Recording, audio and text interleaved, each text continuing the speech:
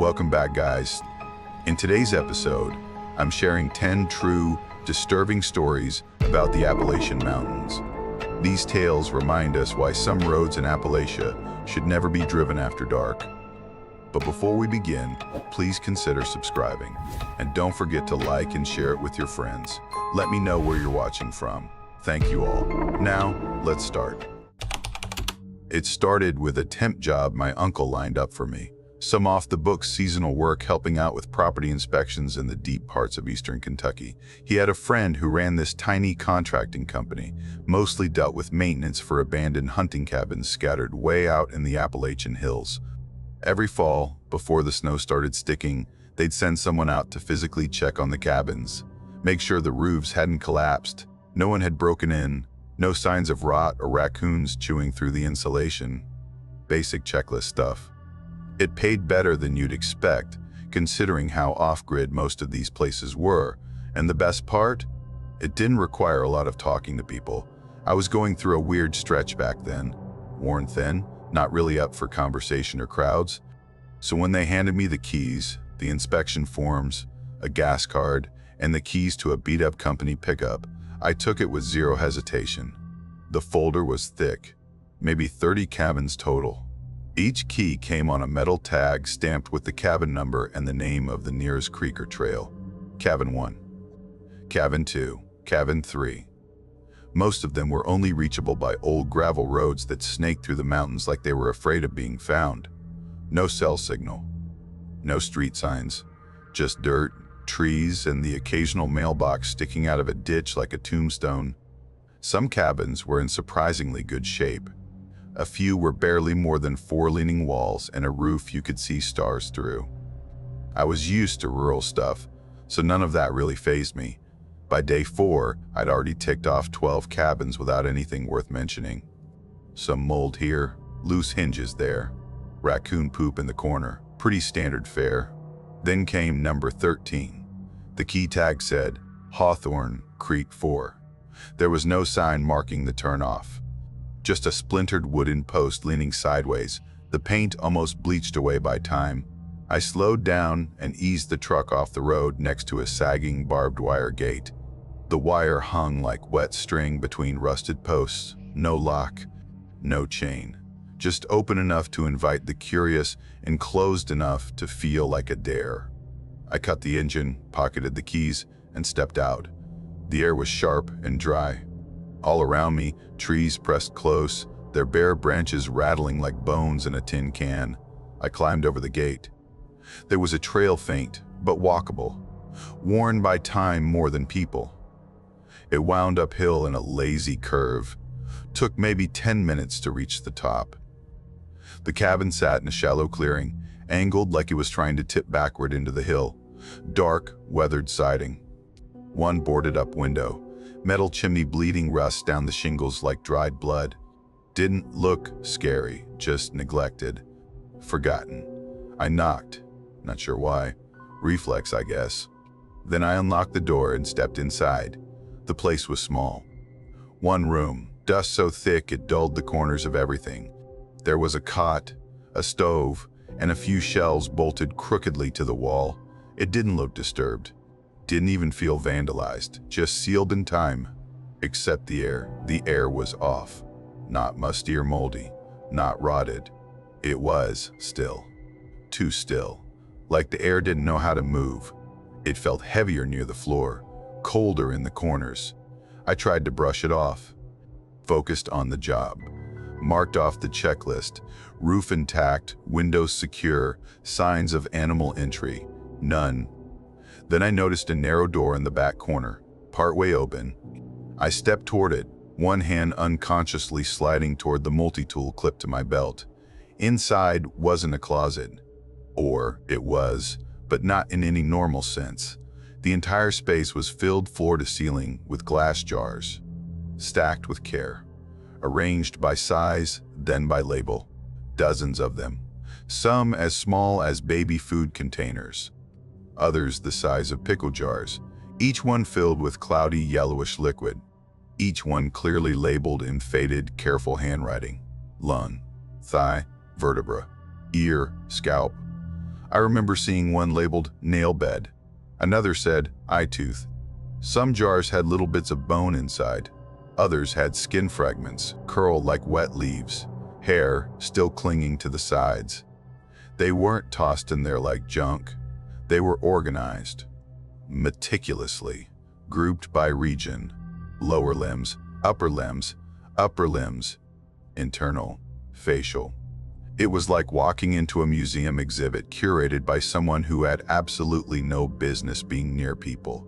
I told myself it was old, some kind of illegal backwoods taxidermy thing, maybe an amateur biologist with a sick hobby. It wasn't legal, but it wasn't new. That's what I kept telling myself, over and over. Still, I took a photo, just one, snapped it quick, like I was afraid the phone would catch more than I wanted.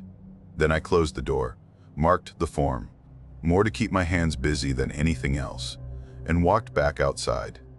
But the trail looked different, subtler, narrower. The trees had crept in, branches lower than before, like they'd grown downward in the 10 minutes I'd been inside. I walked, trying to ignore the tension pulling at my spine. The trail curved wrong. The hill sloped in a different direction. I walked faster, then faster. I should have seen the gate by then. The truck, the rusted barbed wire, but it was just more trees, more brush. The air pressed closer. Sound felt muffled, like I was walking underwater. No birds, no crunch of leaves underfoot, just a flat silence. I turned back, hoping to retrace my steps to the cabin and start over. Try again with a different angle. The clearing appeared, but something stopped me cold. The cabin door was open. I knew I'd shut it, had felt the click of the latch. Inside, the jars weren't in the closet anymore. They were out, neatly arranged on the windowsill, clustered by the stove, one sitting right in the middle of the cot. And now, there were more of them. Dozens more. Maybe twice as many as before. The labels weren't faded anymore.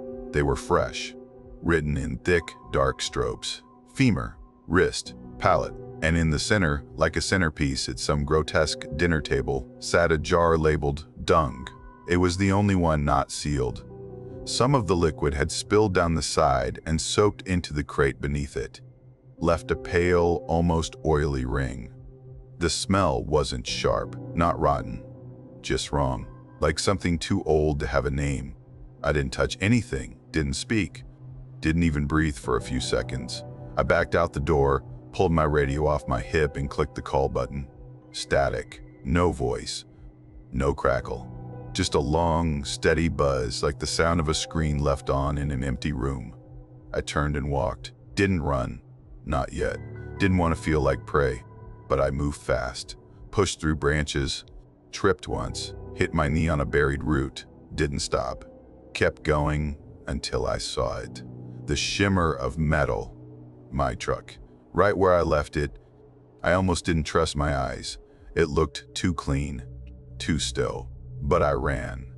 Covered the last stretch like my legs weren't mine. The driver's door was locked. That threw me. I never locked the door in inspection runs, but the keys were in my pocket. I unlocked it, yanked it open, and threw myself inside. And that's when I saw the jar, sitting neatly in the middle of the dashboard, square-shaped, no condensation, like it had just been placed there seconds before. The label was clear, same handwriting, voice. I stared at it for a full beat, not moving, not breathing. Then I turned the key. The engine fired. I slammed the truck into reverse and backed out without looking. The gravel crunched under the tires like it was trying to hold me there. I didn't stop driving. Not for turns. Not for the rattling in the back seat. Not even when I thought I saw something shift in the rearview mirror. I drove for over an hour before another car passed by in the opposite lane. My signal came back. The first thing I did was call my uncle. Told him I felt sick. Wasn't gonna finish the job. Didn't give details. Didn't mention the photo. Didn't return the keys. Or the clipboard. I drove straight home. Didn't stop once.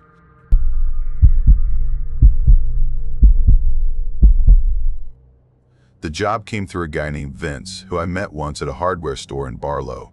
He said they needed help clearing trails on private land. seasonal gig. Cash under the table. He jotted a number on a napkin, told me to ask for Maynard, and said I'd like the isolation if I wasn't the twitchy type. I wasn't, at least I didn't think so. It was fall, late September, edging toward October, and I'd been living out of my car for a few months after quitting a warehouse job. This felt like a break, some space. Time to think. The Conservancy wasn't exactly advertised. No website, no brochure, just an address scratched on the back of a folded paper map that looked older than I was. When I got there, it barely felt real. The entrance was a rusted gate strung with a loose chain, tucked at the end of a winding gravel road off Route 27. A plywood sign hung at an angle, hand-painted in chipping white letters, Black Hollow Nature Reserve, authorized access only. The trailhead cabin sat just inside the gate, small, maybe 12 by 12, with a warped roof and a porch that sagged like it hadn't been stepped on in years. Maynard was there. Gray hair, reflective vest, hands like cracked leather. Didn't say much. Just asked if I had a machete. I nodded. He handed me a faded topo map, a two-way radio that looked like it came from a pawn shop, and pointed out where I'd start. Section 3. He made a point to trace a red X over a spot labeled Pine Gulch.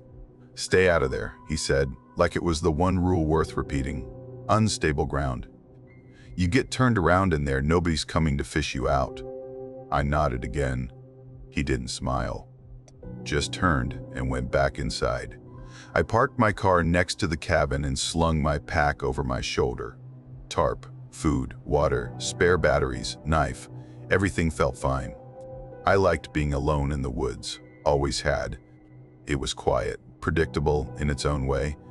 The trail was narrow but passable, littered with fallen branches and old pine needles. Every few hundred yards there was a wooden post with a number carved in it, and a splash of red paint to mark the maintenance path. That's how they kept us from veering off. Follow the paint, keep the numbers going up. Easy. I hiked for maybe 3 hours before I reached the camp point. It was just a cleared patch of dirt surrounded by trees with a broken fire ring and an old bench rotting into the ground. No platform, no shelter, just open sky and leaf litter. I dropped my pack, pulled the tarp between two trees, and started gathering wood. The air had that dry, crumbling smell of fall. No birds, though, no bugs either. Just wind and leaves and the distant creak of trees swaying against each other. Dinner was whatever I could boil in a cup. Instant noodles, a granola bar, half a chunk of cornbread that had gone hard in my glove box.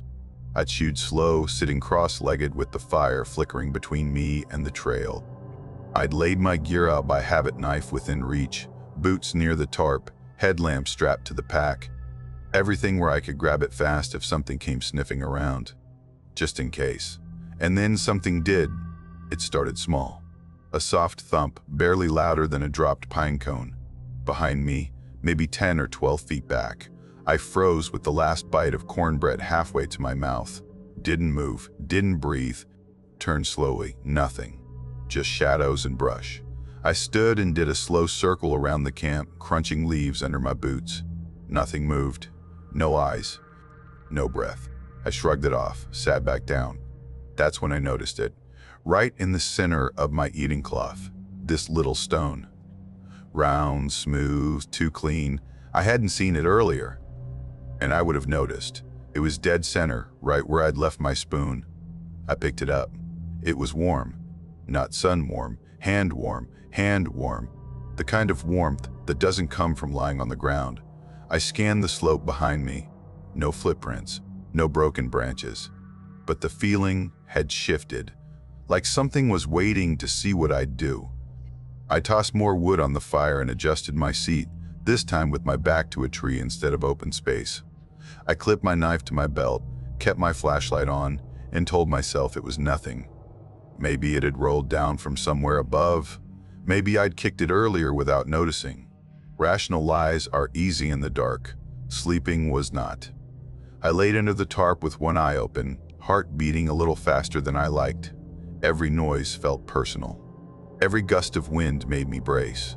Somewhere past midnight, I dozed. Then I heard it again, this time louder. Not a single thump, a series of slow, deliberate rustles. 1, 2, D, 3, stop. Then again from a different angle. It wasn't wind. It wasn't an animal. It was too slow, too intentional. I reached for my headlamp. It wasn't there. That jolted me up straight. My gear had been exactly where I left it. Lamp clipped to the top of my pack, knife by my right hip, boots at my feet. Now the lamp was missing, and one boot had been dragged a few feet to the side. I grabbed my backup flashlight, turned it on, and swept the beam in a slow arc. The light caught something at the edge of the clearing. My headlamp, still on, sitting upright in the leaves, glowing faintly under the trees, like someone had gently placed it there, just far enough away to make me come get it. I walked out to it, knees tight, breath shallow.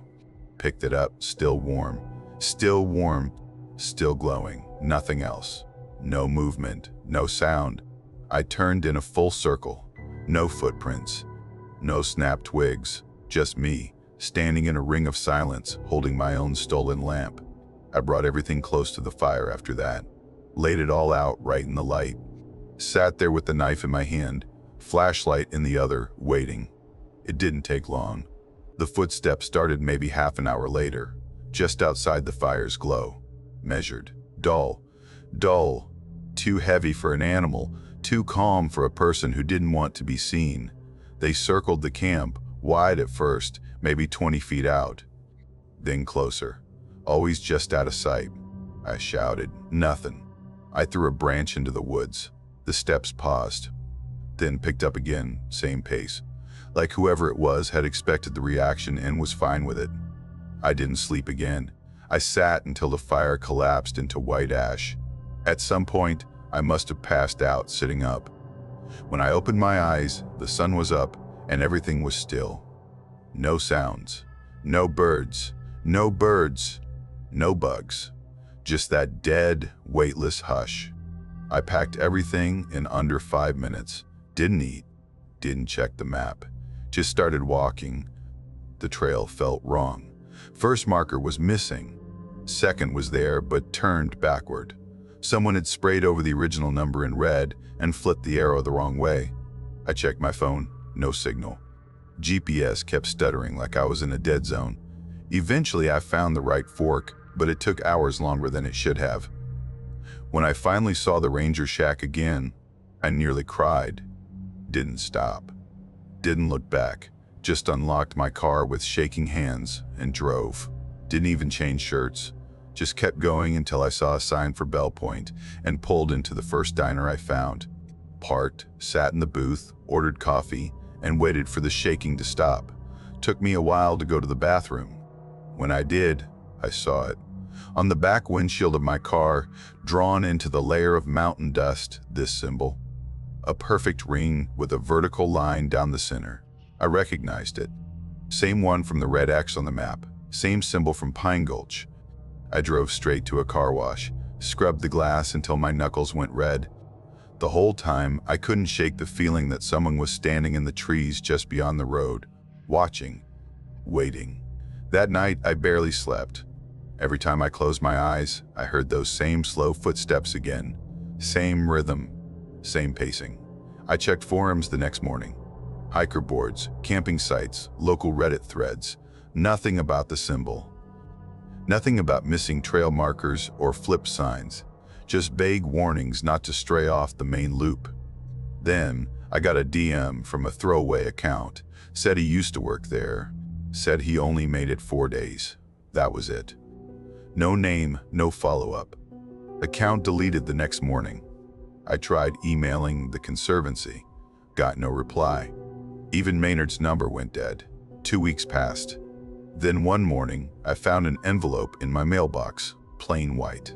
No stamp, no return address. Inside was a photo, printed on glossy paper. It was me, sitting at the fire, leaning forward, holding that smooth little stone. Photo was taken from the woods, maybe 20 feet back. Angle was perfect. Framed, no blur, no motion, just me, and the darkness behind me, not black. Thick, I never told anyone about that trip.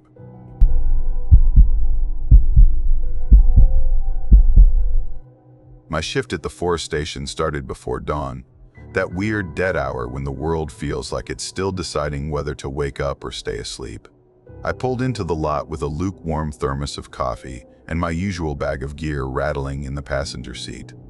Early November meant fewer hikers, fewer calls, and a lot more quiet.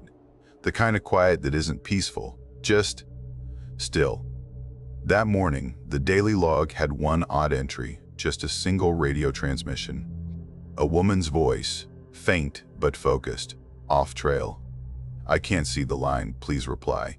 That was it. The clip had logged at 4:03 a.m. and repeated once before cutting out completely. We'd get the occasional false call, old broadcasts bouncing off towers, prank transmissions, but this one was too sharp to dismiss. It had coordinates attached, dropped right into a stretch of forest we barely used anymore. A section we mostly left alone except for the occasional training run or burn test. No public trails, no regular patrols. Normally, I'd forward it to Central Dispatch and wait. But the location was only a couple miles off my usual grid, and honestly, the quiet was starting to itch. I figured I could check it out and still be back before noon. I printed the coordinates, threw some extra supplies into my bag, and took the truck down a service road until the trees thickened, and I had to park at a rusted gate. Past the gate, the path narrowed to something just shy of a trail. Still walkable, but only barely. I had to duck under branches, sidestep mud patches, and keep one eye on my compass every few minutes to stay on track. Fog sat low, thick and unmoving, settling in the dips between the hills. It muffled everything. Even the birds had gone quiet. I kept playing the transmission back through my headset. That woman's voice was stuck in my head. She didn't sound panicked, just deliberate, like she'd said the words 100 times already. It was the kind of calm you hear right before someone gives up. A couple hours in, the ground started sloping harder, and I had to slow down. That's when I found the first clue. One boot print, fresh and small, pressed into the moss near a bent tree stump. It was narrow, probably a woman's. Right next to it was a ripped piece of webbing. Bright yellow, frayed at the edges. Backpack strap, definitely. I bagged it, marked a location, and tried to radio it in. Nothing. The line crackled once, then flatlined. I switched frequencies. Still nothing. Pulled out my phone, no service. That part made no sense. I was still inside the coverage zone. I'd gotten texts at the trailhead.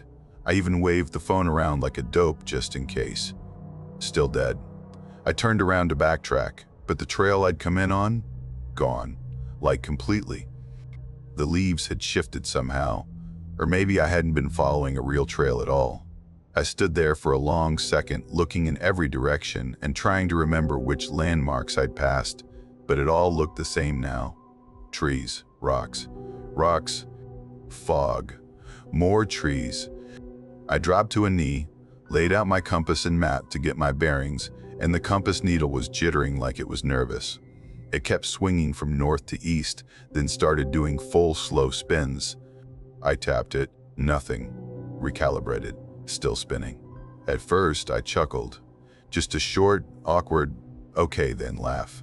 But after a couple more minutes of watching that needle do its little dance, my stomach started to knot. I tied a length of orange survey tape to the nearest branch and picked a direction, west based on where I assumed I'd entered from. I kept moving, marking every few minutes. Then, nearly an hour later, I stepped into a clearing and saw that same damn mossy stump, same boot print, same ripped yellow strap half buried in the dirt. I thought maybe I'd circled accidentally, so I checked the markings I'd left. Nothing. No tape, no footprints, no trail behind me. I could have sworn I'd walked a straight line, but the forest around me didn't seem to care about straight lines anymore. The light had changed too. It wasn't getting darker exactly, it just looked duller. Like the sun was behind something thick, even though there were no clouds. My watch said it was just afternoon, but everything around me looked like late evening. I gave up trying to find my way back and started prepping a rest site. Strung my tarp between two trees, set out the emergency radio beacon, and rationed water. I flipped the beacon on and let it pulse. A soft ping. Then, her voice again. Same as the clip, but clearer now. "Don't keep walking," she said. I tried that. "It just loops." She sounded calm, like she was sharing advice from experience. I asked her name, even though I knew it was pointless. The reply cut out midway, garbled by static. I caught a syllable, maybe Marin, but nothing more. That night, I didn't sleep. The beacon powered itself back on at least 3 times. I shut it off each time, and each time it rebooted on its own. Each time it left a new log on my GPS, claiming I'd moved miles sometimes, even though I hadn't budged from under the tarp. I wrapped it in foil, just in case something was interfering with the signal. Didn't matter. By dawn, 12 new logs had appeared.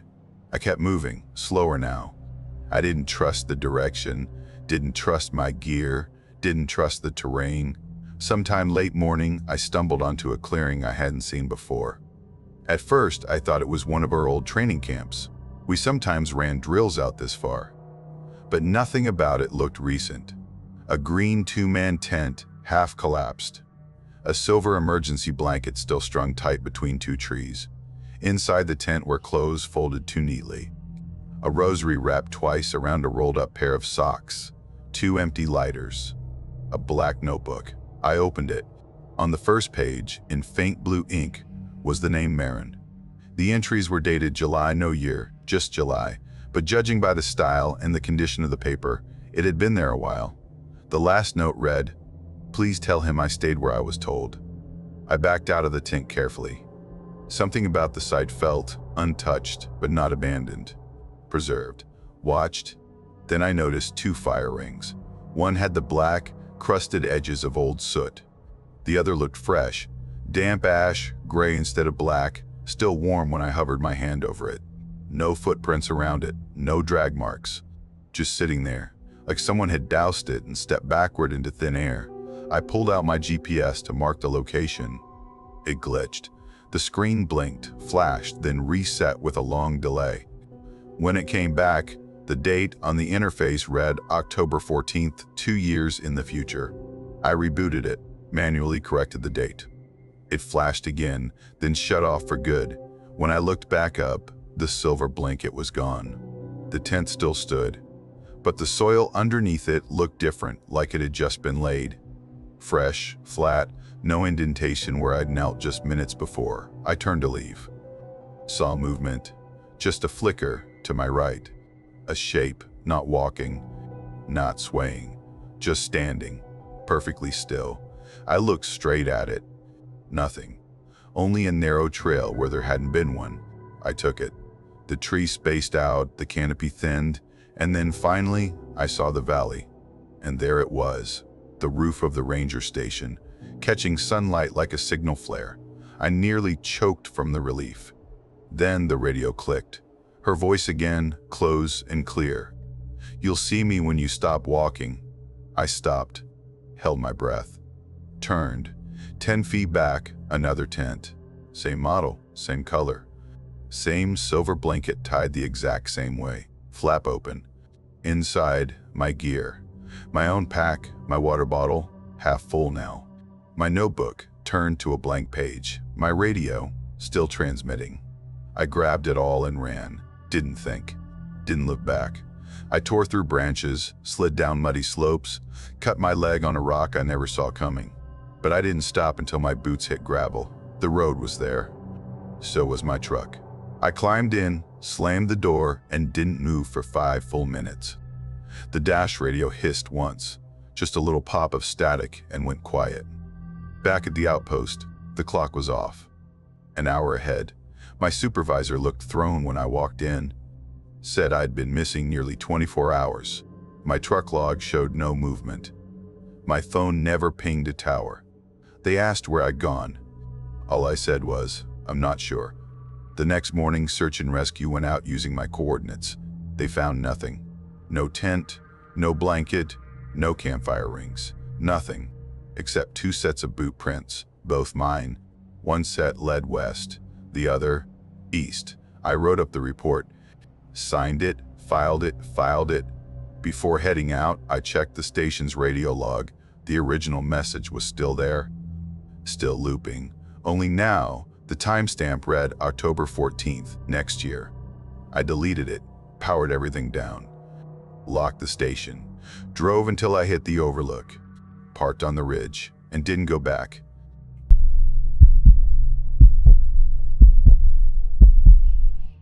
My shift at the ranger station started at 6. By then, the mountains were already dark. That kind of darkness hits fast in October. No warning, no sunset show, just gone.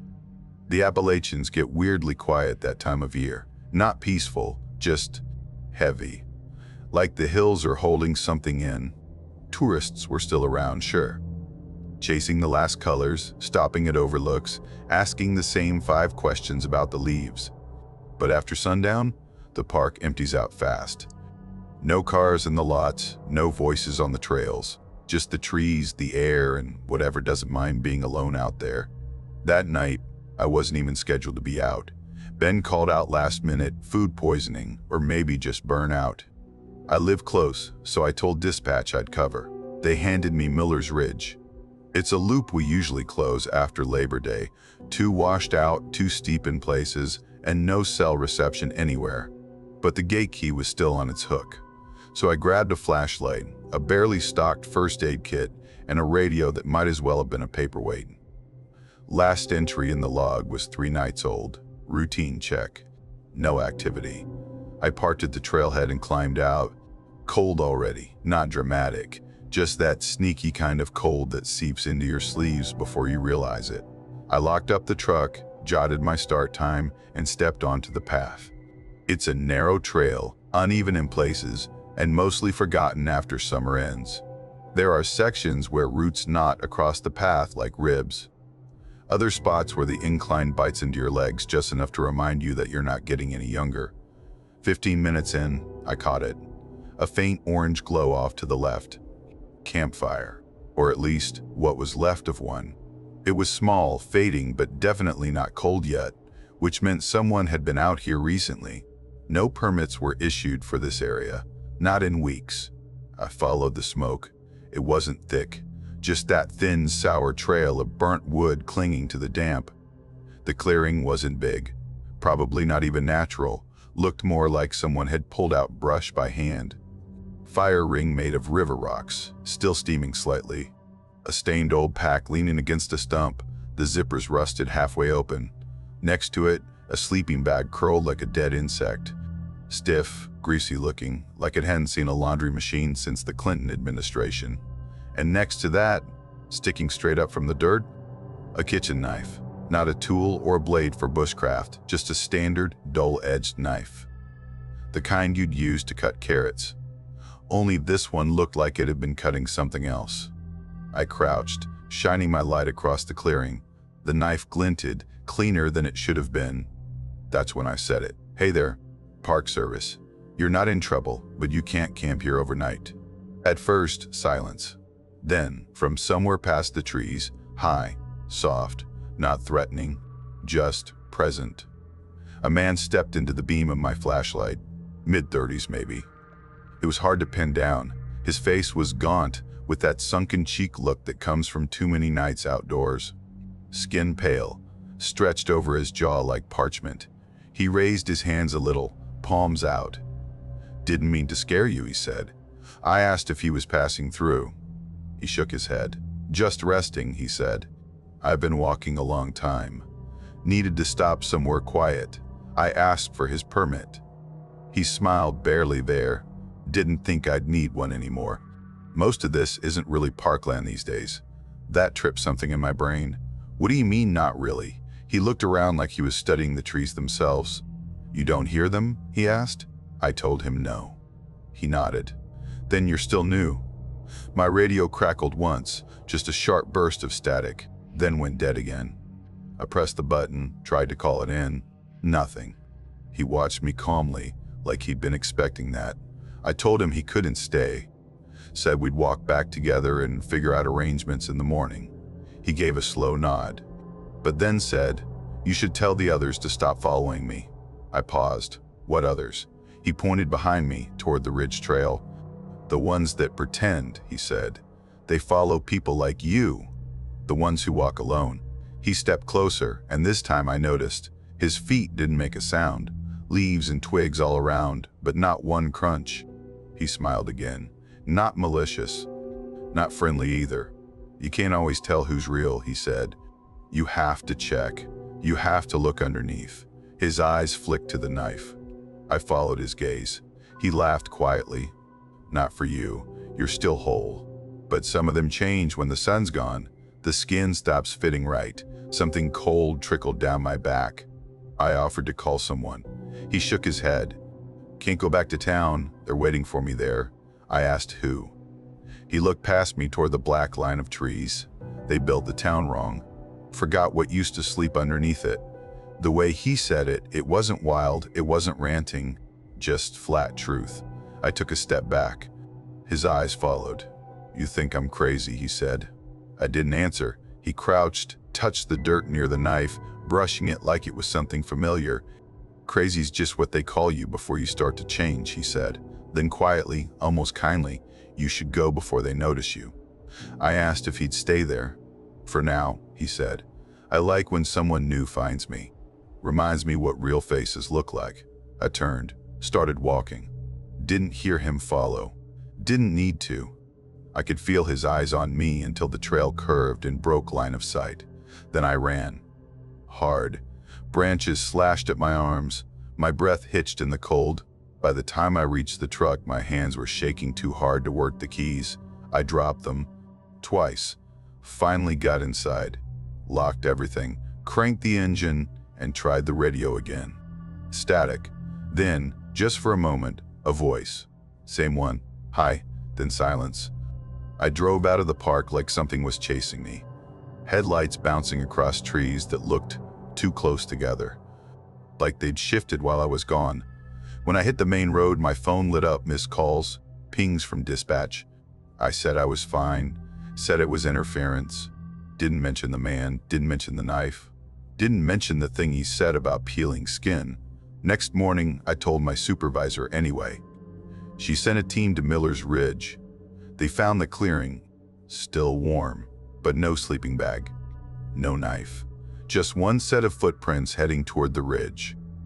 The problem, the ridge ends in a landslide, sheer 40-foot drop. No guardrail, no warning, just rock and roots. The track stopped right at the edge. No sign of a fall, no drag marks, just stopped. They marked it as a transient sighting, no further action. But every year since, when I do that loop, there's a fire ring in that same clearing. Always fresh, always warm, never burning. One year, a can of beans sat beside the stones, open, empty, clean like it'd been rinsed.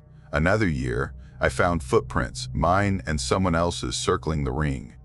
Twice, then standing side by side. Last October, I heard footsteps behind me, turned around, nothing. Then, just beyond the trees, a lantern light, flickering, moving slow, moving slow. It froze when I froze, then blinked out. 2 nights ago, driving back into town after patrol, I saw him again. Same face, same pace, walking the shoulder like nothing had changed. He raised a hand, not waving, just recognizing me. I didn't stop, didn't look twice, but in the rear view, something else was there, behind the truck, matching speed, not running, just keeping up. Even as the road turned, even as the trees grew thick again, it never fell back, never broke stride, just walked, steady, like it knew every curve by heart. When I reached the diner, I parked under the street lamp and sat there until dawn.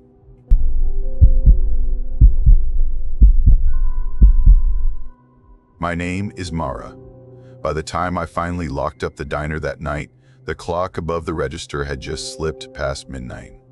It had been one of those long October nights where time stretches thin and everything feels a little slower than it should. Up here in the mountains, October always drags, colder than anyone expects, even for tourists who think they're ready for it. They come up for the colors, the fog, the photo ops with crumbling mining towns that look haunted even in daylight. They don't realize how deep the hills go once the last lights fade out. I wiped down the counters one last time, turned the key in the door, and stepped out into the lot behind the diner. The air had that sharp chill that sticks to your clothes. Tyler's truck was idling under the single street lamp, the kind that hums louder than it shines. Leah was perched on the tailgate, flicking her lighter open and shut like a nervous habit. They both looked up when they saw me. Tyler grinned, that stupid grin he always had when he was about to do something reckless, and said, "Let's go somewhere better than this." He told us about an old hospital halfway up the ridge. Said his uncle used to hunt up there when he was a kid. Apparently, a mudslide had shut the place down decades ago, buried half of it. He wasn't sure if anyone had died, but he said it like that made it more interesting. He promised there was a cooler of beer in the back and a perfect view of the whole valley once we got to the top. I should have gone home. I knew that even then, but it was late, and the diner smelled like grease and bleach, and the idea of another quiet night in my apartment felt unbearable.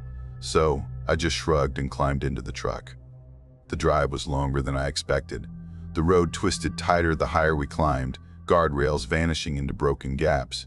Fog crawled out of the trees and wrapped around the edges of the headlights, thick and slow like smoke that couldn't find a way out. We didn't pass a single other car. At some point, Tyler's GPS cut out, but he just kept driving like he'd been there before. He said the place used to be called Briar Hollow Sanatorium. The name didn't mean anything to me, but Leah said her grandmother had mentioned it once, something about lightning strikes and patients who refused to leave. We laughed, but it came out quieter than we meant it to, and no one said anything after that. When the road finally ended, we parked in front of a rusted iron gate that was almost swallowed by vines. The metal was streaked orange, but I could still make out the word county etched across the crossbar. We ducked under it and followed a narrow trail lined with broken stone walls. Somewhere ahead, water trickled, slow and hollow, like an old pipe still running underground. The moon was bright enough to outline the shape of the main building when we finally saw it. It was tall, 3 stories at least, maybe more. The roof caved in at the center. Its windows were black and hollow, and the porch sagged like it was tired of standing. Tyler went first up the steps. The front door hung on one hinge and gave this dry, scraping sound when he pushed it open. Inside, our phone light swept over peeling wallpaper, broken furniture, dust thick enough to mute everything. It felt like the air itself was stale, untouched for decades. A faint draft brushed past my face, though the air outside had been still. Leah said she heard dripping. When we stopped to listen, it was gone. We split up to look around. Tyler went left toward what might have been the kitchen. Leah and I took the right wing, where rows of patient rooms lined a narrow corridor. Every door stood open, except one at the very end. That one was closed, chained tight from the outside, like something inside needed to stay there. The walls around it were darker. The paint bubbled as if it had burned once and never been repaired. Leah tugged on the chain. Of course she did, and I told her to stop. She rolled her eyes but froze when her fingers brushed the metal. She said it felt colder than ice. I didn't check for myself. We just backed away. Tyler met us in the main hall again. He said he'd found stairs going up. The wood looked rotten but somehow still held our weight. Each step creaked like it wanted to warn us. On the second floor, a long corridor stretched in both directions, cluttered with old gurneys and rusted trays. Our lights caught cabinets filled with shattered glass and dust that sparkled like frost when we moved. There was a faint sweet smell, like spoiled fruit mixed with metal. Halfway down the hall, we found a door labeled HYD Row. Inside was a single metal tub bolted to the floor. Chains dangled from hooks above it, and the walls were lined with pipes that ran into nowhere. One of them still dripped into the tub. The water shimmered faintly, reflecting our lights even when we turned them away. Tyler leaned closer and suddenly jerked back. He said the reflection wasn't right, that his own face didn't blink when he did. I told him he was messing with us, but my stomach turned heavy. We didn't stay there long. At the far end of the hall, another stairwell led down. Tyler said it must go to the basement, maybe an old treatment ward. He sounded eager, but his voice had gone tight. The air grew colder the lower we went, damp enough that our shoes stuck to the steps. At the bottom, we found a tunnel lined with pipes and sealed doors. The sound of dripping water echoed from somewhere far ahead. We walked in single file, our lights picking up what looked like handprints smeared into the walls, some too high to reach. One door stood half open, its hinges bent. We pushed it wider and found a circular room beyond. The floor was smooth concrete except for dark stains in the center. A single metal chair was bolted to the ground, leather straps hanging loose. Above it hung a rusted chain. On the far wall, someone had written a date in white chalk, October 12th, and a set of initials I couldn't make out. The chalk was bright, fresh, like it had just been drawn. Leah whispered that we should leave. Her voice echoed, but then we heard it again. Same words, same voice, coming from the corner behind the chair. There was no one there. Tyler cursed under his breath. We turned to leave, but the door we'd come through was gone. In its place was another sealed one, marked electric. I tried to remember if we'd passed it before, but my mind felt slow, like everything was folding in on itself. Tyler started walking faster, light shaking in his hand. Leah grabbed my arm. She said the air tasted like metal. She was right.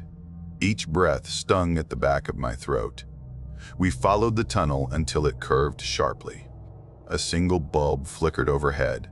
It buzzed faintly, alive, even though the place hadn't had power in decades. The light showed a set of footprints coming toward us. Small, bare, uneven, they stopped just under the bulb, then turned sideways and disappeared into the wall. Leah made a sound that wasn't quite a scream, more like a choked whimper. I pulled her close and told Tyler to find a way out. He said he saw stairs ahead, so we ran. The stairs looked dry and solid. We didn't stop to think. At the top, we came out into what looked like a completely different building.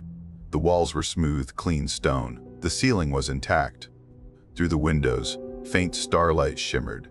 For a moment, I thought maybe we'd gone in circles, or maybe the whole thing below had been a trick of the dark. Then I smelled it, antiseptic, that sharp chemical scent hospitals use to hide everything worse underneath. A low hum came from behind one of the doors. Tyler pushed it open. Inside, the room glowed faintly blue from machines that shouldn't have been running. Long wires looped into the walls. In the center stood another chair, same as the one below, except this one wasn't empty. Something sat in it, slumped forward. At first, I thought it was a mannequin, then it breathed. Its skin looked gray, stretched thin, not dead, just wrong. When it lifted its head, I saw its eyes, the same pale blue as the light from the machines. And then, in a voice that didn't come from its mouth, it said, "Don't follow the wrong stairs." Leah screamed. Tyler grabbed my arm, yanking me back. We ran, through halls that twisted, turned, rearranged themselves. Doors vanished where they'd been seconds ago. It was like the building was folding itself to keep us inside. At one point, I caught a reflection in a shattered mirror, us running, lights flickering. But behind us, in that reflection, something was walking calmly, steadily. And the lights there were still blue. When we reached the front door, it swung open on its own. Cold air hit my face. We ran until the truck came into sight. No one spoke on the way down. The silence was louder than anything else. When we got back to the diner, we just sat there in the parking lot staring at the mountains. Leah was shaking. She kept saying her reflection had smiled when she hadn't. Tyler's hands were locked on the steering wheel. I just watched the ridgeline, waiting for it to move. The next morning I woke up with a white smear of chalk on my wrist, faint but shaped like letters. It washed off, but the skin stayed pale. At work, I went out back for a smoke and saw the same date, October 12th, written in chalk on the dumpster, fresh lines. Perfect handwriting. No one else noticed. When I looked down, the ground under my shoes was damp, even though it hadn't rained in days. And in the diner's window, just for a second, I saw the trees behind me bending toward the building, like they were listening. That night, I didn't wait for Tyler or Leah. I drove straight home, locked every door, and covered the mirrors.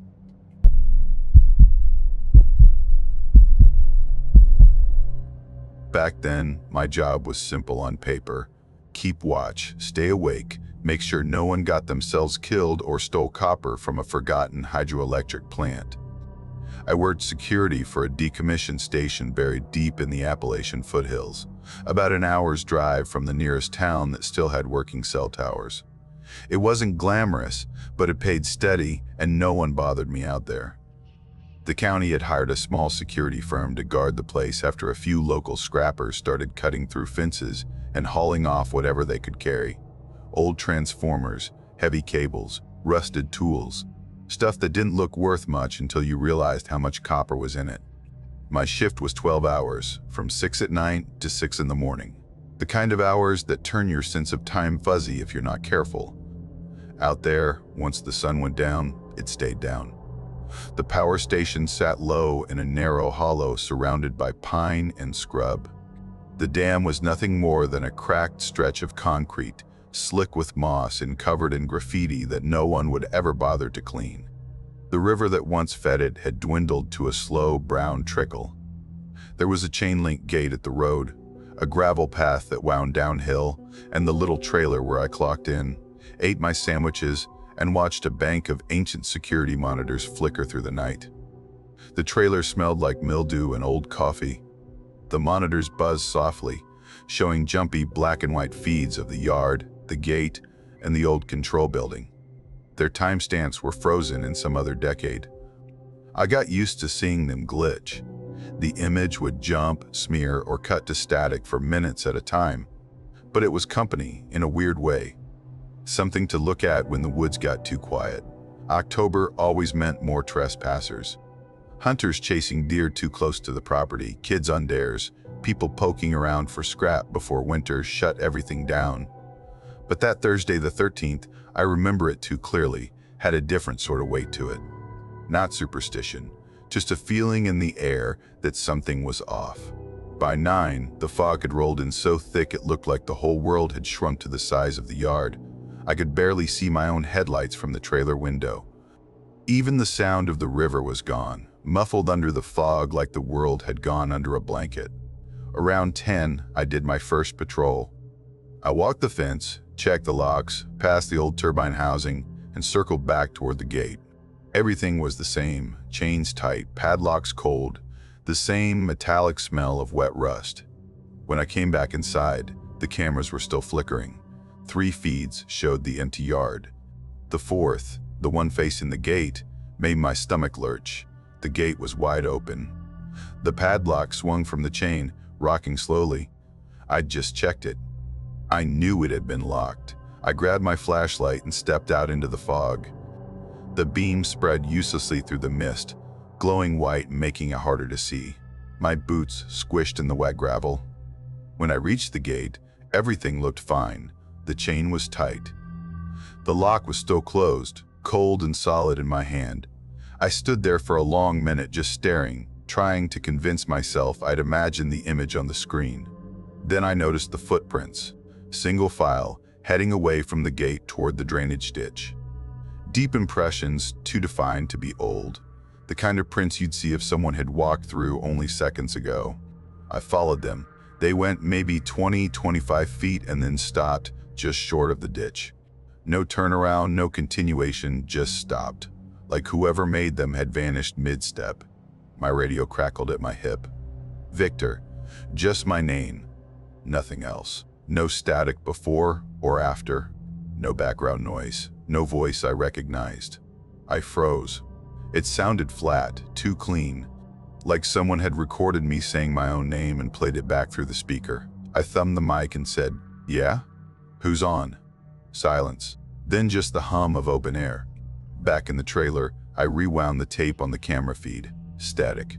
Lines of interference cutting across the screen. But right around the time I'd stepped outside, something flickered on the bottom of the frame. A faint shape, gray against the dark. It moved from the edge of the gate toward the control building. No flashlight. No reflection. Just a figure walking, slow and steady, across the yard. The next camera picked it up for 2 seconds as it passed the loading bay. The same height as me, same stride. I took the flashlight again and headed across the yard.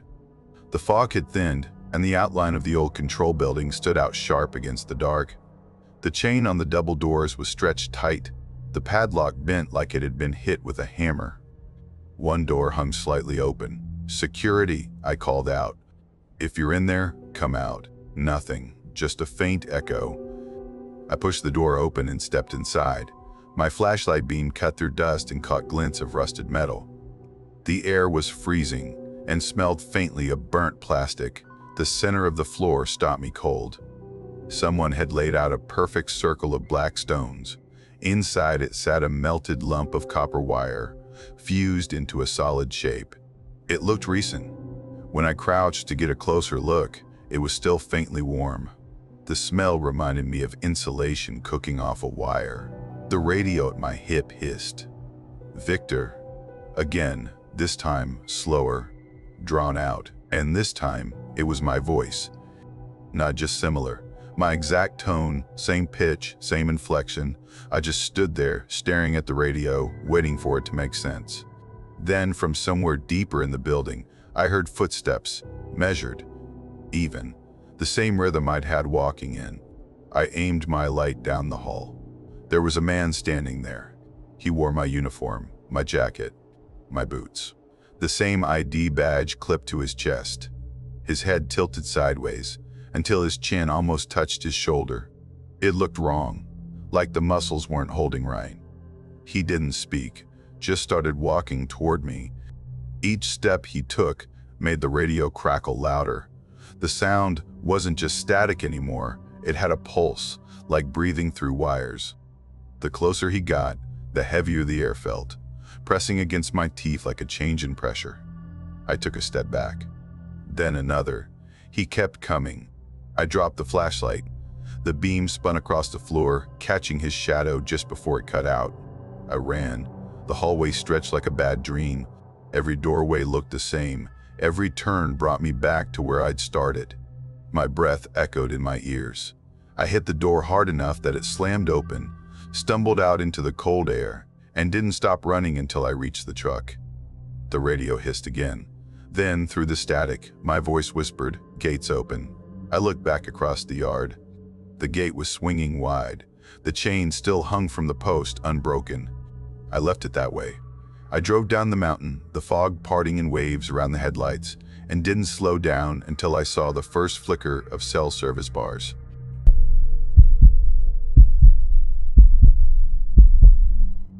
That October, I ended up in a place called Dalton's Crossing. If you blinked while driving through, you'd miss it completely. A handful of weathered houses, one gas station that closed too early, and a single traffic light that blinked red all night long. Just beyond it, a mile or so down the road, sat the lodge. The forest crowded right up against it, so close that the branches seemed to lean over the roof like they wanted to drag it back into the woods. The owner, Eli, was one of those men who looked carved out of the same timber that built the place. Tall, quiet, hands rough as bark. He told me the job was easy.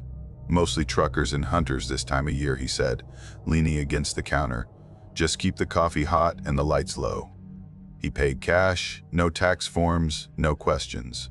I didn't care. It sounded steady enough, and I was tired of moving. If I'd known why nobody lasted longer than a week, I would have turned around right then. My first night passed without a hitch. I swept the porch, refilled the soda machine, checked in 2 men who didn't say much, and spent most of the night writing in my notebook. The lodge only had 6 rooms, all lined in a row, each with its own door facing the gravel lot. The office was small but warm, with yellowed lamps and the faint smell of coffee and old pine cleaner. It was the kind of cozy, slightly worn place that made you feel safer than you probably should. By midnight, I'd settled into the rhythm of it. Every hour I'd jot down something in the notebook just to keep time moving. Trivial stuff like car passed at 12:12 or coffee stale again. Nothing strange. The second night, just before 10, headlights swept across the office window. A pickup rolled in, engine idling rough. The man who stepped out was tall and broad-shouldered, wearing a gray jacket caked with dried mud. He didn't look at me when he came inside, just held out a folded stack of bills. "Room," he said. His voice had that slow, drawling sound of someone raised in the hills, but it came out tight, like each word hurt his throat. I gave him the key for room 4. He smiled once, quick and empty, then turned to leave. "Could you sign the guest book?" I asked. He stopped, stared at the pen, and walked straight out without touching it. The bell above the door gave a single tired jingle. That was it. The next morning, Eli came by with a box of supplies. I mentioned the man. Eli frowned, went to the key rack, and tapped the hooks. Every key was still there, including the one for room 4. He told me that room hadn't been used in years. The floorboards had water damage from a broken pipe. He said maybe I'd misread the number. But I hadn't. I could still picture his boots leaving dusty prints across the linoleum. By the third night, the quiet started to bother me. Out there, the dark feels thicker somehow, like it has weight. After 9, the road outside went dead. No engines, no lights, just silence pressing against the walls. Around 9:30, I heard the front door creak open. The little bell above it jingled once. I looked up. No one was there.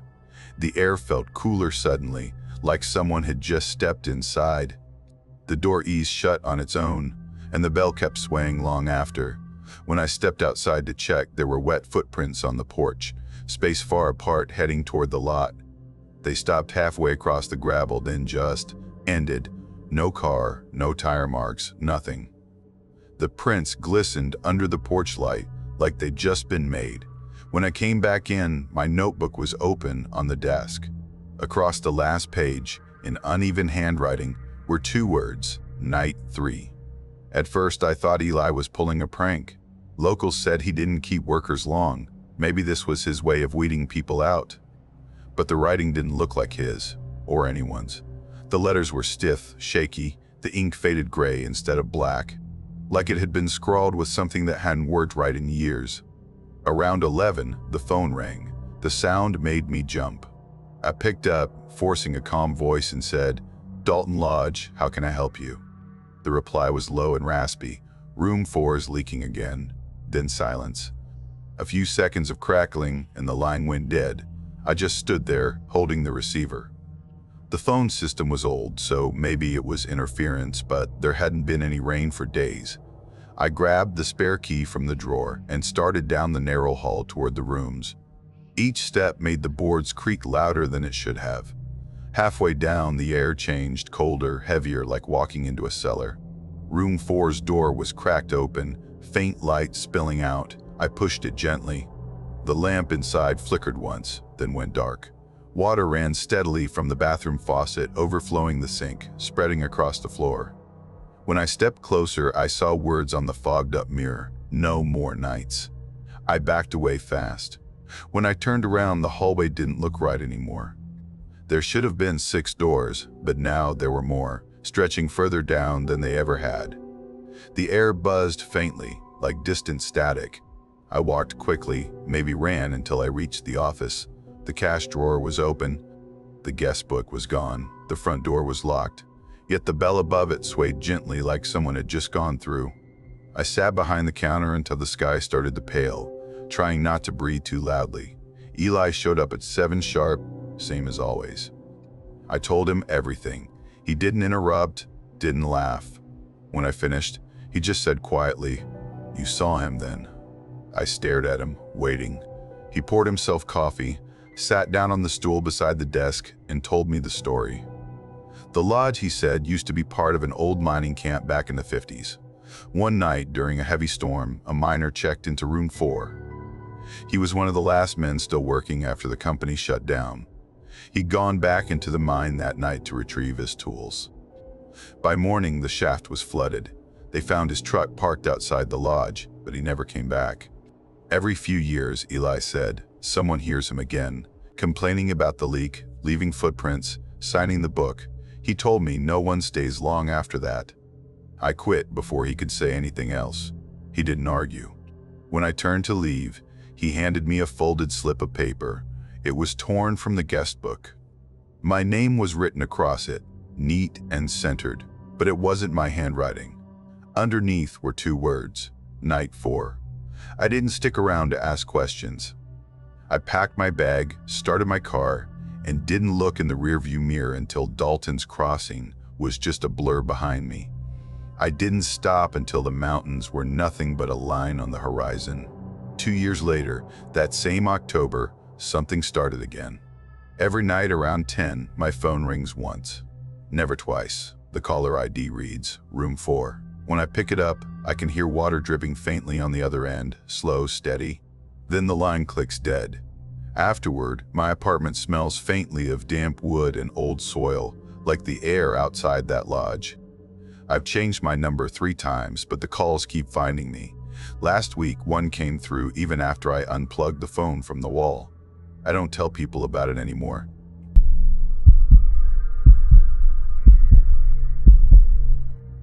My cousin Mason had just moved in with us after his mom remarried a guy named Carl. Mason didn't like him, said he was fake, nice, the kind of person who smiled too much but didn't blink enough. When the wedding was over, Mason packed a duffel bag, said he'd rather sleep on our couch than under Carl's roof, and that was that. He was 17, always restless, always acting like nothing scared him. The kind of kid who would go out of his way to walk through a graveyard just to prove a point. But you could tell he wasn't fearless. He just hated feeling bored. We lived in a 2-bedroom trailer on the edge of Calver Creek, tucked deep in the hills where the road gave up pretending to be pavement. The place used to be a mining community before the company pulled out and left behind half a forest of rusting machinery. Everyone knew the creek still shimmered strange colors after rain, but no one said much about it. It was early October, that weird part of the season when the air turns sharper and the leaves haven't decided what color to be yet. I remember that morning because Mason came back from the woods with this tight, confused look on his face. He said he found something, not like a shed or an old car, something strange. He told me there were steps out there, stone ones carved right into the dirt on a slope near the quarry. He said they didn't go anywhere. They just ended halfway up the hill, like whoever built them got tired and quit. Then he said when he stood on them, he felt this hum in his teeth and his ears started ringing.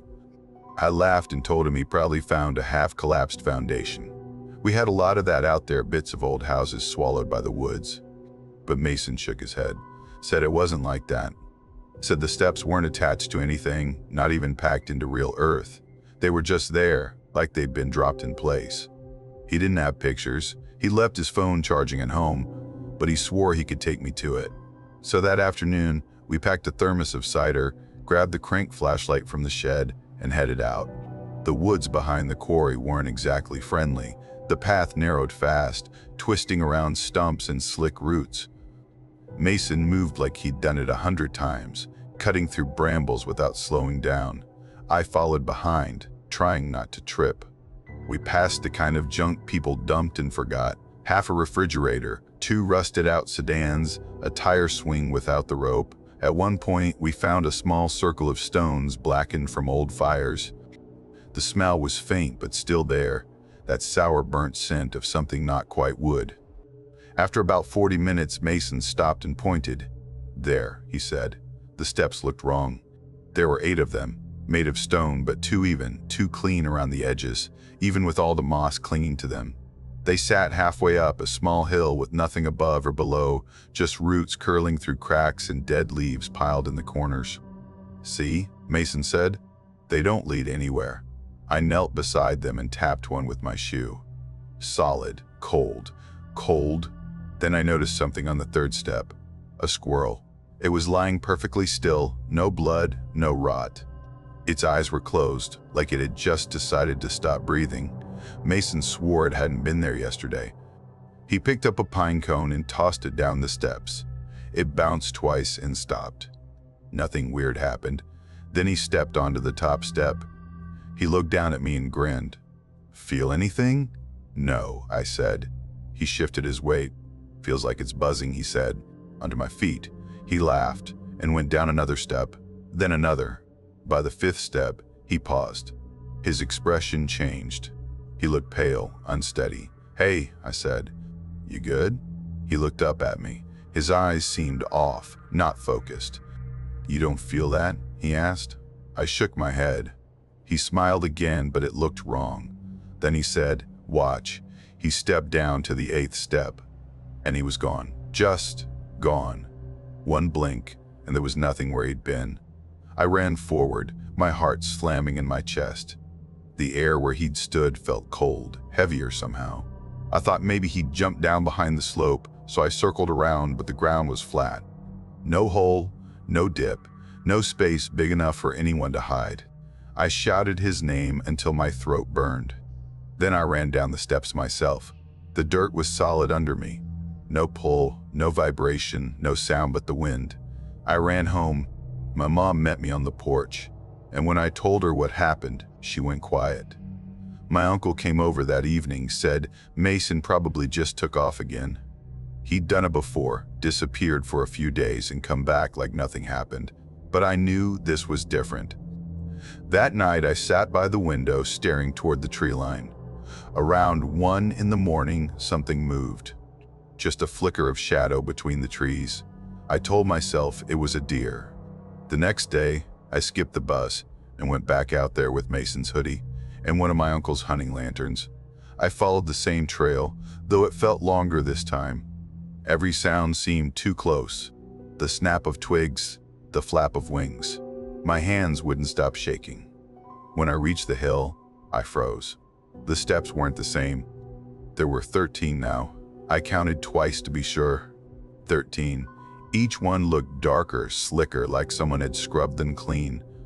I just stood there staring, trying to figure out what to do. That's when I heard it. My name, not yelled, just spoken softly, like a question. It was Mason's voice, but slower, off, like he was speaking through a fan underwater. I turned toward the sound, shining the lantern. Something moved low to the ground between the trees, crawling. It wore Mason's jacket. For a second, I thought maybe it was him, hurt, confused. But then I saw how its arms bent wrong, too long at the elbows. It crawled behind a log, peeked out again, then came closer. The lantern caught its face. It looked almost like Mason. Same jawline, same eyes, but the skin was waxy, slick, like melted candle wax hardening in layers. Its eyes blinked out of rhythm, too slow, and when its mouth opened, nothing came out. No breath, no sound. Just a long stretch of jaw unhinging like it was trying to remember what speech was. I stumbled backward, my heel catching a root. It reached the bottom step and stomped, tilting its head like a dog hearing something far away. Then it moved one hand onto the first step. That was enough for me. I ran, didn't look back. Branches tore my jacket. Mud splashed up to my knees. By the time I saw the trailer again, my chest hurt from running. That night, I locked every window, pulled the blinds tight. Around midnight, I heard it. 3 taps on the glass, slow, even. Then, silence. Next night, same thing, 3 taps. I set up a trail camera I found in the shed, pointed straight at the window. It only recorded 10 seconds of static. Right at midnight. Every night.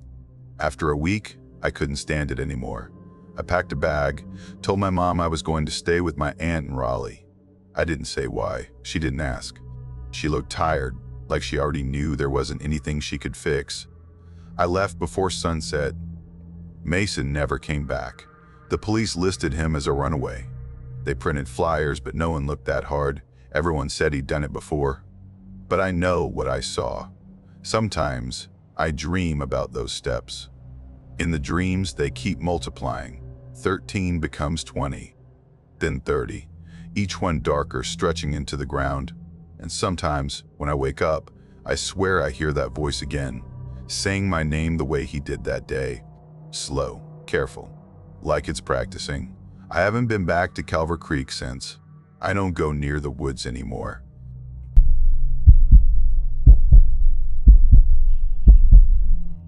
That fall, I was bouncing between seasonal contracts, the kind of short-term gigs that barely kept rent paid and the fridge stocked. A friend mentioned that a logistics company over in Johnson County was hiring night drivers to deliver medical supplies to clinics scattered through the Appalachian valleys. It wasn't glamorous work, but it was steady, and the nights were usually quiet. You'd start your shift around dusk, load the truck, and spend hours threading through back roads with nothing but a thermos of coffee, a stack of delivery slips, and a radio that cut in and out of static. I didn't mind the solitude. I actually preferred it. By late October, I could drive most of those roads without the GPS. Every ridge, every curve, every little pocket of fog that clung to the hollows, I knew them all. But one Tuesday, right before I clocked out, a new address came through the printer. The paper was still warm when I tore it off. It listed a temporary medical station on Juniper Hollow Extension. I'd never heard of it. The note said priority medical refrigerant delivered before midnight. I checked the wall map. There was a Juniper Hollow road, but no extension. That road dead-ended in a patch of woods near the old coal mine that had shut down decades earlier. Nothing past that. I asked the night supervisor, Rick, if he'd seen the address before. He rubbed his eyes and squinted at the slip. Could be new construction, he said. They've been building out there since spring. If the GPS gives you coordinates, follow those. Sure enough, the GPS loaded something. A thin gray line that branched off the main road, showing a single destination point and nothing else. No other intersections, no return route, just one lonely road that didn't exist on any of our printed maps. Still, I figured it was one of those pop-up medical outposts they sometimes set up before winter storms hit. It made sense, sort of. I left the warehouse around 9. The air had that cold, metallic bite that always comes before the first snow. My headlights caught a few lazy snowflakes spinning down through the fog, but they melted before touching the road. I drove 2 counties without passing a single car. It felt like the whole region was asleep. By the time I reached Juniper Hollow, fog had swallowed everything past the edge of the fields. The road was narrow and cracked, bordered by skeletal trees that leaned close like they were eavesdropping. I passed the last mailbox about 3 miles in. After that, it was just forest. Then, out of nowhere, the GPS spoke, "Turn left." I slowed, frowning. There was no intersection. But as my headlights swung across the trees, I saw it, an unfamiliar strip of blacktop cutting through the woods. Brand new pavement, smooth and dark, without markings or signs. It looked too perfect, too clean, like it had been poured that morning. I hesitated, but the GPS arrow blinked insistently, so I turned. The road wound downhill, tighter and tighter, and the fog thickened until I could barely see my hood. The radio went to static. The phone dropped to 0 bars. All I could hear was the low hum of the engine and the rhythmic hiss of tires on wet asphalt. I checked the odometer, 3 miles, then 4, then 5. Still nothing. Then a faint orange glow appeared ahead. At first I thought it was a porch light, but as I got closer it looked more like a lantern. A big, sagging 2-story house emerged from the fog, sitting alone in a clearing. No vehicles, no power lines, no movement. It didn't look new. It looked forgotten. But the coordinates matched perfectly. The paper on my dash still read, "Deliver before midnight." I parked on the gravel drive and shut off the engine. The silence pressed in immediately. I could hear my own breathing, the faint tick of the cooling engine. Then, in one of the windows, I caught the shadow of someone moving, a woman maybe, crossing from one side of the room to the other. I grabbed the delivery box from the seat. It was labeled, "Keep Cool Medical Samples." I knocked on the door. It opened almost at once, like she'd been waiting right behind it. A woman stood there, late 20s, maybe 30, wearing a plain sweater and jeans. Her smile was polite but stiff, her eyes a little too still. "You're late," she said. "Bring it in, please." Her tone wasn't angry, just flat. I told her I could leave it by the door, but she shook her head. "It needs refrigeration. The fridge is in the kitchen." The house smelled faintly of antiseptic and dust. The walls were bare. Old, mismatched furniture sat at odd angles, like it had been dragged in from different houses. A single kerosene lantern burned on the counter, casting a weak amber light. I followed her into the kitchen and set the box on the table. The refrigerator in the corner was ancient, the kind with a heavy metal handle. It wasn't plugged in. The cord lay coiled on the floor. She noticed me looking. "It's been giving us trouble," she said, and turned her head slightly, as if listening for something behind her. That's when I heard it. A man's voice, low and calm, coming from deeper in the house. "Ask him to check the date," it said. The woman froze mid-step, her shoulders stiffened. She didn't turn or answer. The voice came again, exactly the same words, same tone. "Ask him to check the date on the label." It didn't sound urgent. It sounded rehearsed, practiced, like he'd said it before, many times. I glanced down at the box. There was no date printed anywhere. No label, just a white sticker torn at the corner. Something in my stomach went cold. I looked toward the hallway. It was pitch dark, except for a faint reflection of the lantern light. At the end of it, I saw a door slightly open, and beyond that, nothing. "I'll come back when the paperwork clears," I said, trying to keep my voice steady. The woman didn't react. Her breathing was shallow, quick. Then came a faint sound behind me, a slow, uneven creak, like someone shifting their weight on old floorboards. I turned and walked straight to the door. Didn't run, but didn't linger either. As soon as I stepped onto the porch, I heard another sound, something like a foot dragging across the floor inside. I didn't look back. I jumped into the truck, slammed the door, and threw it in reverse.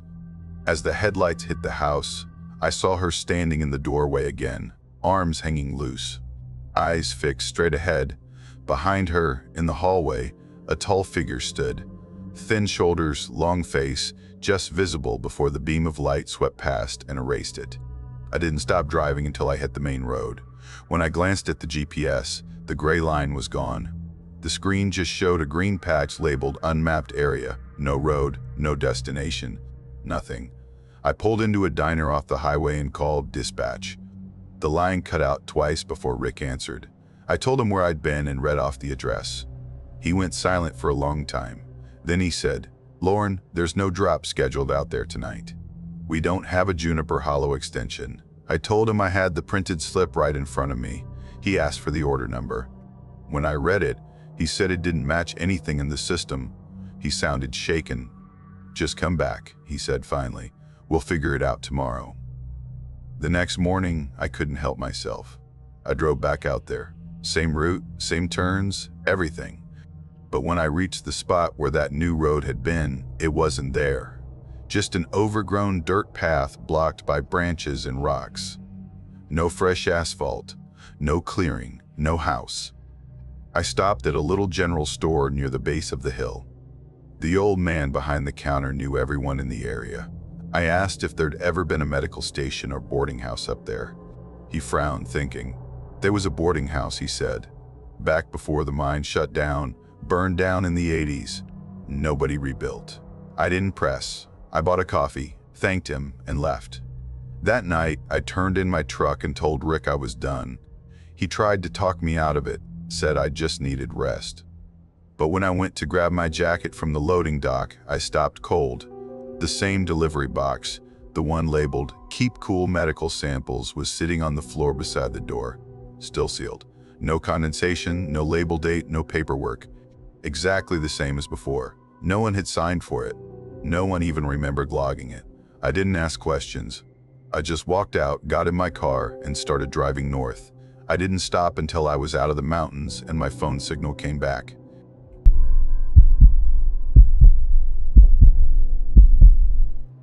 I'd taken this seasonal job up near Laurel Ridge, West Virginia, doing maintenance work at an old mountain lodge that was half shut for the off-season. The place sat miles from the nearest town, tucked between thick woods and slopes that caught fog like a net. Most of the tourists had cleared out by October, leaving just a few staff and a lot of quiet. That was what I wanted. Space, stillness, something simple to fill my time before winter came. They gave me a cabin that stood apart from the others, up a steep gravel road nobody else used. It was small, just 2 rooms and a narrow kitchen, with a loft you had to reach by ladder. The boards creaked but held firm. There was a back door that opened right into a sharp drop of hillside, and beyond that, nothing but trees. First night there, I bolted that back door shut. Didn't even think twice about it. At first, everything was fine.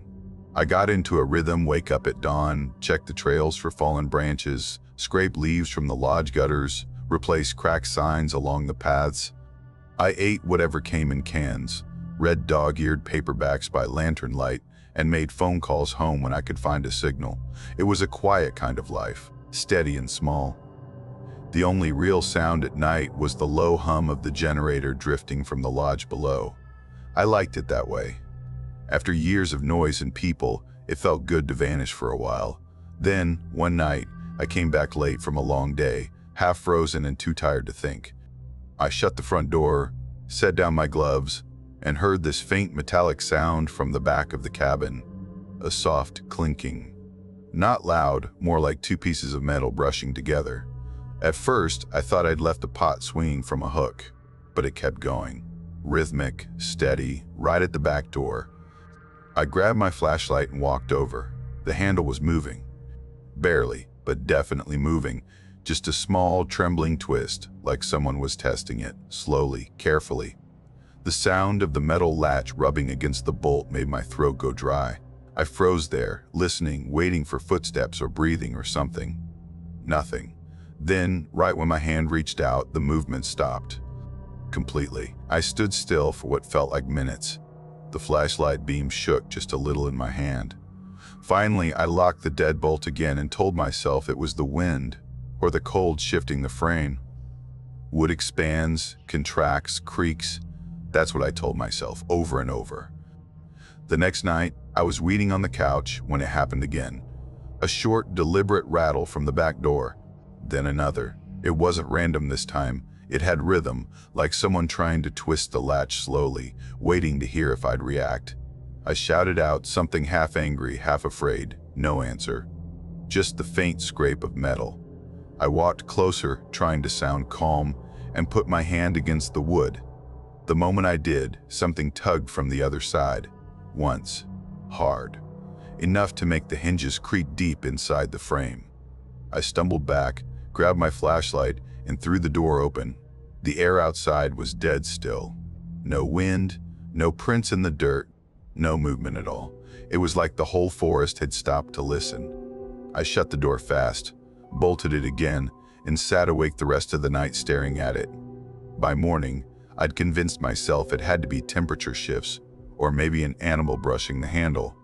Still, I drove into town, bought a padlock, and latched it through the door handle so it couldn't move again.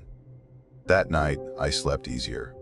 For a while. Then, around mid-October, I woke up in the middle of the night and couldn't breathe. It felt like someone was pressing down on my chest, squeezing the air out of me. I sat up, gasping, but my lungs wouldn't open. My hands tingled, the room spun yellow in the lamplight, and my heartbeat thundered in my ears. I tried to stand, made it a few steps before my knees buckled. I reached for my phone, managed to call for help, and blacked out on the floor. When I woke up, there were paramedics kneeling beside me. They said I'd hyperventilated, probably from stress or panic. They hauled me to a small hospital down in Fairview and kept me overnight for observation. The doctor asked if I'd been under pressure, if I was sleeping well, if anything strange had happened. I said no to all of it. He told me that sometimes isolation does strange things to people, especially in the mountains. Stress doesn't always start in your head, he said. Sometimes it's in the air. I didn't really get it, but I nodded. By morning, they sent me back up. When I reached the cabin, the back door was wide open. The padlock still hung there, unbroken, but the door itself was unlatched and swaying slightly in the breeze. Inside, everything was untouched, blanket folded, books stacked, lamp off. Nothing out of place, except the air. It smelled faintly like smoke. Not fresh, not strong, but old, like burned wood that had gone cold. I stood there a long time, staring at that door, trying to figure out how it could have opened from the inside when I'd locked it from the out. Later that day, I went to see the lodge manager, Tom. He listened while I told him everything, the noise, the lock, the hospital trip, the open door. He didn't seem surprised. He just sighed and said, "Nobody stays up there long. Not since the accident." When I asked what accident, he hesitated, said something about a caretaker who'd worked there years ago, got snowed in one winter and never made it out. They didn't find him until the thaw. After that, the cabin sat empty until they reopened for seasonal workers. Tom gave a half smile, said, "It's just an old story. Don't let it get in your head." I tried to laugh it off, but that story clung to me. I couldn't stop imagining him trapped up there, waiting out the storm, cold and alone. That night, I double-checked every lock, even the windows. Nothing happened, but I barely slept anyway. 2 days later, I came back from town just as the light was fading and saw a few trucks parked near the base of my trail. Lanterns flickered between the trees. A group of locals stood in a small circle, bundled in coats, some holding flowers, some carrying folded blankets. One man in a red flannel jacket waved me over and said they were doing a blessing. "For what?" I asked. He looked toward the hill and said quietly, "For the man who froze up there. We come every October around the day they found him, just to give him peace." There was no superstition in his voice, just matter-of-fact sadness. I didn't know what to say, so I just nodded and followed them up. They stopped by my steps, laid down a few old photographs and a brown jacket that looked decades old. Someone lit a candle, another said a prayer under their breath. The man in flannel turned to me and said, he stayed alone too. Same cabin, same time of year. Then he gave me this small, understanding smile, like he knew I'd been hearing things too.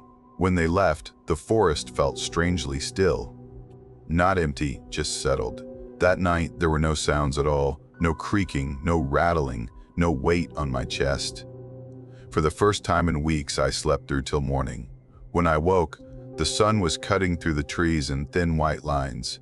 Everything looked normal, but the silence felt heavy, like the mountain had finally gone quiet for good. I packed my things slowly, folded the blanket, turned off the lantern, and left the key on the counter. Before stepping outside, I stood by that back door one last time. It was locked, the padlock cold and unmoving. I didn't touch it. The drive down the ridge felt endless, the road twisting through fog and fallen leaves. Halfway down, I realized I could breathe deeper than I had in weeks. The air felt clean, open, light. When the trees finally broke and I hit the highway, I didn't look back once. I never went back to Laurel Ridge after that. Didn't even call about my last paycheck.